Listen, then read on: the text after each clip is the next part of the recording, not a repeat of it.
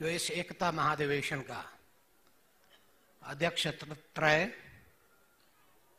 आजको कार्यक्रममा उपस्थित भएका सम्माननीय प्रधानमन्त्री शेरबहादुर देउवाज्यू, विभिन्न राजनीतिक दलका नेता र प्रतिनिधि साथीहरू, राष्ट्रिय विपन्न पार्टीका सबै तहका नेता साथीहरू, प्रतिनिधि र पर्यवेक्षक तथा उपस्थित पत्रकार र अन्य महानुभावहरू, आजको यो कार्यक्रममा विभिन्न वक्ताहरूको विचार सुन्ने मौका पाइयो। हाम्रो देशको यही विविधता नै हाम्रो विशेषता पनि हो। हामीमा सहिष्णुता छ, फरक फरक विचारप्रति सम्मान पनि छ। इतिहासका विभिन्न कालखण्डहरूमा हामीहरूले भूमिका खेल्दै आएका छौँ। यसलाई हेर्ने दृष्टिकोणमा पनि विविधता रहेको पाइन्छ। तर एउटा कुरा सबैले बुझ्नु पर्दछ, जहिले पनि परिवर्तनको मूल कारण आन्तरिक हुने गर्दछ।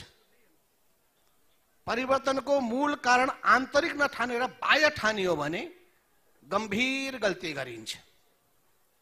नेपालमा 46 सालको परिवर्तनको कुरा होस्, चाहे 62-63 को जनक्रान्तिको कुरा होस्, संविधान निर्माण गर्ने कुरा होस्, संघीयतामा जाने कुरा होस्, त्यसमा नेपालका राजनीतिक पार्टीहरू, राजनीतिक नेताहरू, राजनीतिक पात्रहरूको भूमिका नै महत्त्वपूर्ण रहेको छ। विश्लेषण योगको यो तरिका बिर्सियो भने र प्रत्येक कुरामा बाहिरी मात्रै छायाको कुरालाई हेर्न थालियो भने गलत निष्कर्षमा पुगिन्छ।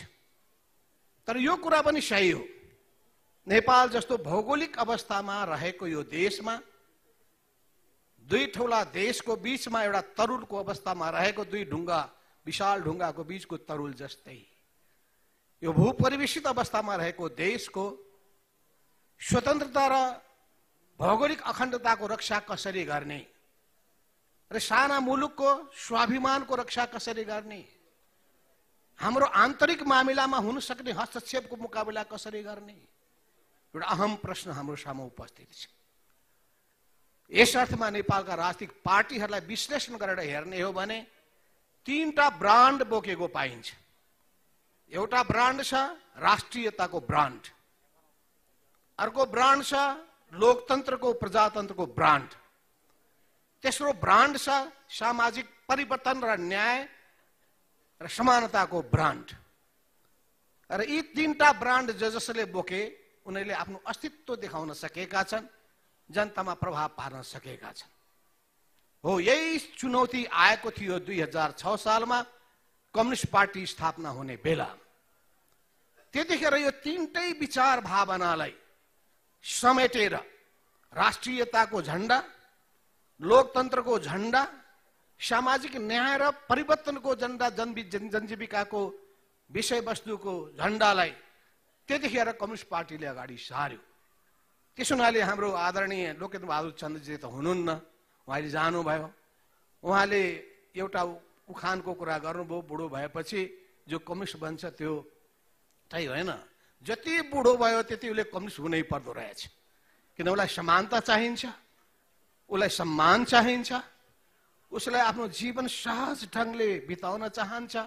त्यस हुनाले बुढो मान्छे पनि कम्युनिस्टमै आउँछ, नौजवान त आउँछन्, बुढाहरू पनि आउँछ। त्यो मेरो आग्रह छ तपाईँहरूलाई, बुढा पुरानो हुनुभएको छ भने पनि, नौजवान हुनुभएको छ भने सही कम्युनिस्ट पार्टीमा जानुहोस्, गलत पार्टीमा नजानुहोस्। त्यसो हुनाले कम्युनिस्ट पार्टी मध्ये हामीले उठाएका थियौं जनताको बहुदलीय जनवादको झण्डा। देशकालको परिस्थितिको आधारमा जसले चल्न सक्यो त्यो पार्टीको अस्तित्व रहने गर्दछ।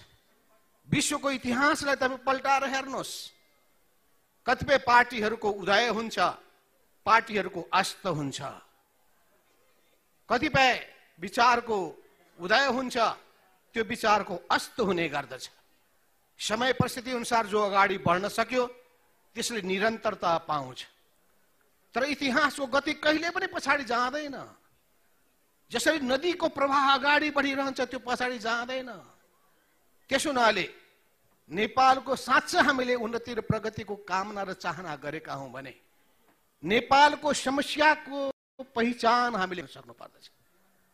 त्यो पहिचान ठीक ढंगले गर्न सकेनौं भने, गलत ढंगले हामीले पहिचान गर्यौं भने गलत निष्कर्षमा पुग्छ। हाम्रो समस्या वास्तवमा हामीमा रहेको प्रवृत्तिको समस्या, राष्ट्रियताको सम्बन्धमा हाम्रो दृष्टिकोणको समस्या हो। हामीमा साँच्चै नेपाली रगत बगिरहेको छ कि छैन? नेपाली देशभक्तिको भावना छ कि छैन? विदेशीहरूको दासतालाई सामना गर्ने आँट छ कि छैन?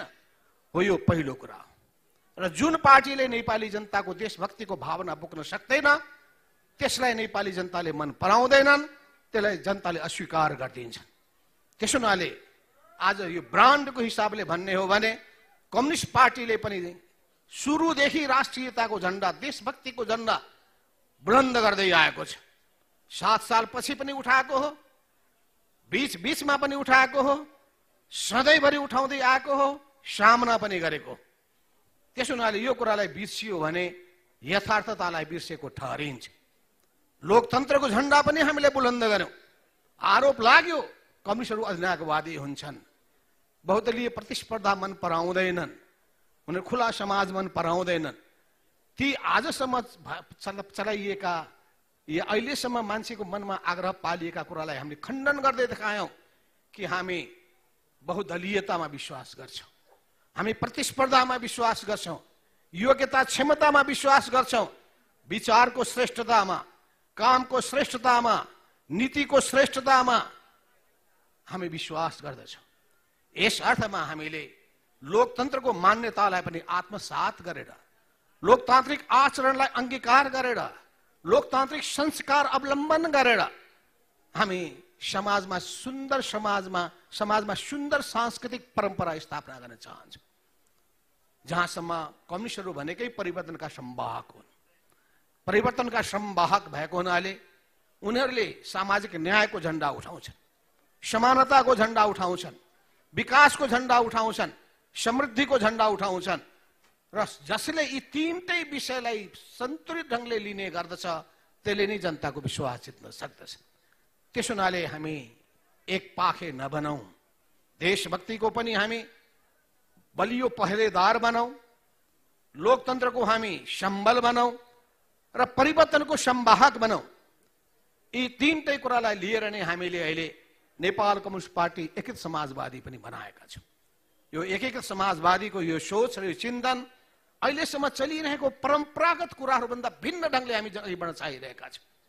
कहाँ रह्यो समस्याहरू? हामी यथास्थितिवादी बन्न पुगेका छौं। समाजका परम्पराहरूको सन्दर्भमा, सामाजिक चलनहरूको सन्दर्भमा, महिलालाई हेर्ने दृष्टिकोणको सन्दर्भमा, दलितहरूसँग गरिने व्यवहारको सन्दर्भमा, गरिबहरूसँग गरिने व्यवहारको सन्दर्भमा, समाजमा रहेका विकृति विसंगतिहरूका सन्दर्भमा, राजनीतिमा देखा परेका विकृति विसंगतिहरूको सन्दर्भमा हो, सामाजिक विकृतिहरूका विरुद्धमा, राजनीतिक विकृतिहरूका विरुद्धमा दृढताका साथ उभिने आँटका साथ अगाडि बढ्नुपर्छ। आजको युवा पिढीले खोजेको त्यही हो, परिवर्तन। परिवर्तन आजको नारा हो, तर त्यो परिवर्तनलाई साकार पार्नका लागि नवीन चिन्तन, नवीन खोज, अनुसन्धान गरेर कस्तो खालको नीति अवलम्बन गर्दाखेरि जनतालाई हामी सेवा र सुविधा प्रदान गर्न सक्छौं, विकासको गतिलाई तीव्र बनाउन सक्छौं। हामी गफाडी हुँदैनौं, गफ गरेर जनतालाई अलमल्याउँदैनौं, काम गरेर देखाउँछौं, परिणाम देखाएर अनि जनताको विश्वास जित्छौं। हो आज चाहिएको त्यस्तै पार्टी हो र त्यस्तै नेतृत्व पनि हो, त्यस्तै कार्यकर्ता पनि हो, त्यस्तै समाजसेवी पनि हो।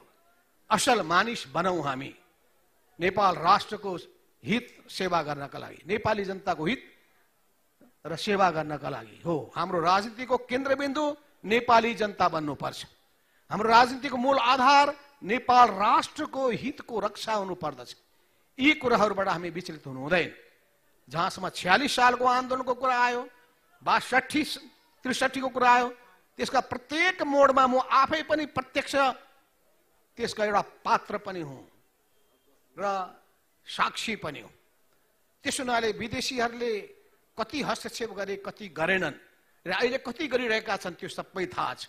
संविधान बनाउँदाखेरि कति हस्तक्षेप गर्न खोजे, या अरू देशका राज्यका विभिन्न अङ्गहरूमा कतिको हात हाल्न खोजिरहेका छन्। यसमा हामी सतर्क हुनै पर्छ, सतर्क हुनै पर्छ। प्रत्येक नागरिकले सतर्क भएन भने विदेशीहरूको जालमा हामी फस्नेछौँ। स्वाधीनताको रक्षा गर्न सक्दैनौँ, स्वाभिमानको रक्षा गर्न सक्दैनौँ, नेपाली भनेर सिर ठाडो पारेर उभिन सक्दैनौँ। त्यसो हुनाले राप्रपाले उठाएको राष्ट्रियताको झण्डालाई अवश्य पनि उठाइराख्नुहोस्। तर राष्ट्रियता नेपाली जनताको भावना जुन हो, त्यो भावनालाई ठिक ढङ्गले आत्मसात गरेर परिवर्तनको संवाहक पनि भएर अगाडि बढ्नुहोस्। परिवर्तनको गतिलाई रोक्ने र पछाडि धकेल्ने काममा हामी नलागौँ। अगाडि बढिसक्यो इतिहास, इतिहास पछाडि जाँदैन अब। हाम्रो देशको आफ्नै विशेषता छ। यो हाम्रो आफ्नो देशको यो विशेषतालाई बिर्स्यौँ भने प्रत्येक व्यक्तिको आफ्नो विशेषता हुन्छ, प्रत्येक देशको आफ्नो विशेषता हुन्छ। यो विशेषतालाई बिर्स्यौँ भने र अरूको नकल गर्न थाल्यौँ भने पनि त्यसले पनि बिग्रिन्छ। त्यसो हुनाले नेपाली जनताको चाहना र भावना के छ? यस अर्थमा मैले भन्ने गरेको छु, नेपालमा यी तीनटा चिज महत्त्वपूर्ण छन्। नेपाल दुईटा धर्मको उद्गम थलो भएको छ, हिन्दू धर्म र बुद्ध धर्म। र नेपाल उच्च शिखर सगरमाथाको देश पनि भएको छ। यसप्रति हामीले गौरव बोध गर्नुपर्छ र संसारमा बताउनुपर्छ कि नेपाल एउटा यस्तो देश हो जहाँ जातीय द्वन्द्व छैन, धार्मिक द्वन्द्व छैन। यो देशमा नेपालको आफ्नो किसिमको जुन स्थिति विद्यमान छ, राष्ट्रिय एकताको जुन भावना छ, जातीय सद्भावको भावना छ, त्यसलाई दह्रो बनाउने काम गरौँ। जहाँ कहीँ अनुचित कुराहरू छन् त्यसलाई हटाउँ र सबैको न्यायोचित प्रतिनिधित्वको कुरालाई सुनिश्चित गर्दै अग्रगमनको बाटोमा अगाडि बढाउँ। प्रतिगमनतर्फ कोही नलागौँ भन्ने कुरा राख्दै म राष्ट्रिय प्रजातन्त्र पार्टीको यो एकता महाधिवेशन सबै हिसाबले सफल होस् र तपाईँहरूले एउटा नयाँ अनुभव प्राप्त गर्नुभएको छ। 3 अध्यक्षको अनुभव, पहिले हामीले पनि अनुभव प्राप्त गरेका थियौँ। 2 अध्यक्षको अनुभव, कसैले 1 अध्यक्षको अनुभव, त्यही हैरान छ। कहीँ 2 अध्यक्षको अनुभव, त्यही समस्या छ। 3 अध्यक्षको अनुभव, त्यही बिजोग छ। भनेपछि यो सबै चिजहरूको राम्रो समीक्षा गर्दै वास्तवमा कसरी सङ्गठनलाई लोकतान्त्रिक विधिबाट चलाउन सकिन्छ, गतिशील बनाएर लान सकिन्छ, जनताको समस्यासँग भिज्न सकिन्छ, जनताको पीडा र वेदनालाई सम्बोधन गर्न सकिन्छ, जनताको आवाजलाई प्रतिध्वनित गर्न सकिन्छ, त्यस हिसाबले अघि बढ्ने कुरामा राष्ट्रिय प्रजातन्त्र पार्टीले आफ्नो ठाउँबाट भूमिका खेलोस्। मेरो धेरै धेरै शुभकामना छ। हस्त, धन्यवाद।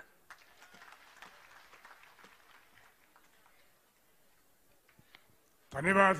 हार्दिक कृतज्ञता नेपाल कम्युनिस्ट पार्टी एकीकृत समाजवादीका अध्यक्ष एवं पूर्व प्रधानमन्त्री माधव कुमार नेपालज्यूलाई।